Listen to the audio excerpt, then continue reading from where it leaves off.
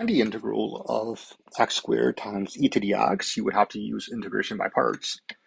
So let's give a quick recap of the formula for integration by parts, where the integral of u times v prime is equal to u times v minus the integral of u prime times v. So let's pick x squared as u and then e to the x as v prime. So let's write everything on the side. So u is equal to x squared, v prime is equal to e to the x. The derivative of x squared is equal to 2x, and then the antiderivative of e to the x is e to the x. So now let's plug it into our integration by parts formula. So this is equal to u times v, so x squared times e to the x minus the integral of u prime times v. So 2x times e to the x. Let me just write this a bit nicer. And now we have to compute this integral. And we would have to use integration by parts again. So we have 2x times e to the x. So let's pick u as 2x and then v prime as e to the x. So u prime is equal to 2 and v is equal to e to the x. And now let's plug it into our integration by parts formula again. So we copy the first part, so x squared times e to the x, and then minus, and now we would have to plug it into our formulas for integration by parts.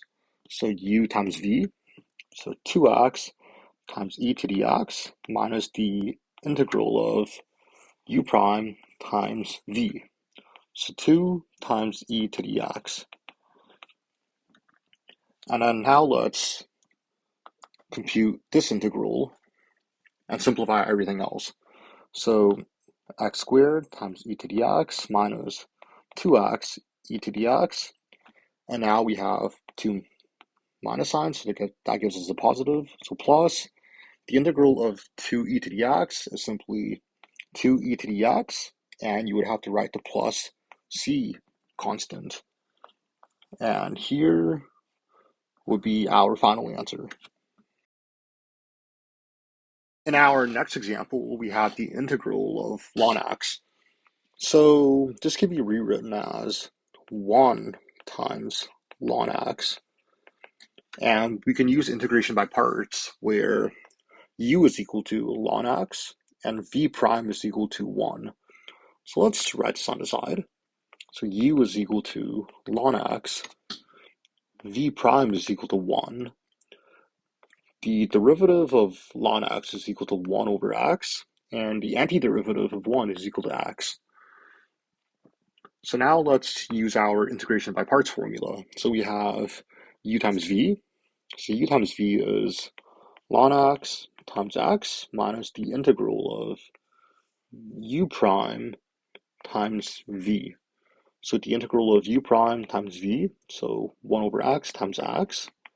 And you can see that the x's cancel out. So that leaves us with the integral of 1.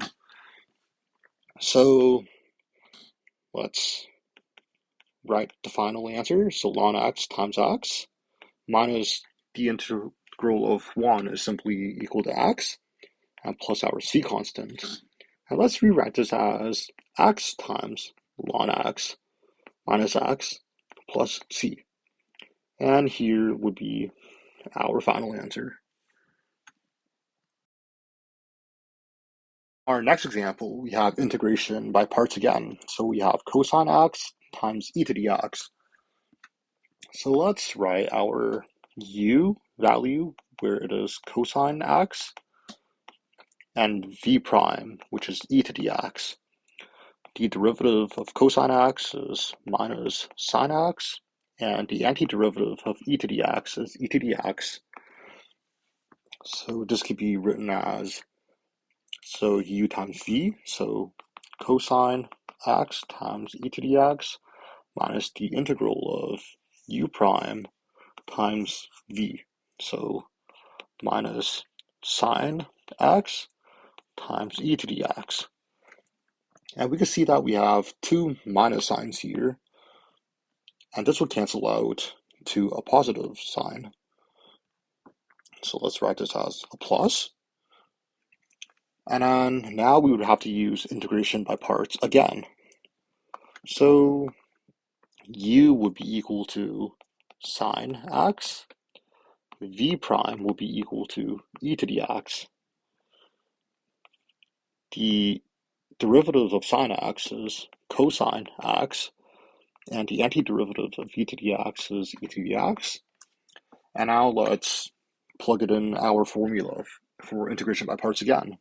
So let's copy the first part. So we have cosine x times e to the x plus, now we have u times v. So sine x times e to the x minus the integral of u prime times v. So cosine x times e to the x. And now we would have to find the integral of cosine x times e to the x. But the integral of cosine x times e to the x is the same as our original question. And we will be going in circles if we just did integration by parts again. So what do we do? And I'll show you guys a trick we could do. So let's rewrite this as the integral of cosine x times e to the x. So the integral of cosine x times e to the x is equal to what we have here. So cosine x times e to the x plus sine x times e to the x minus the integral of cosine x times e to the x.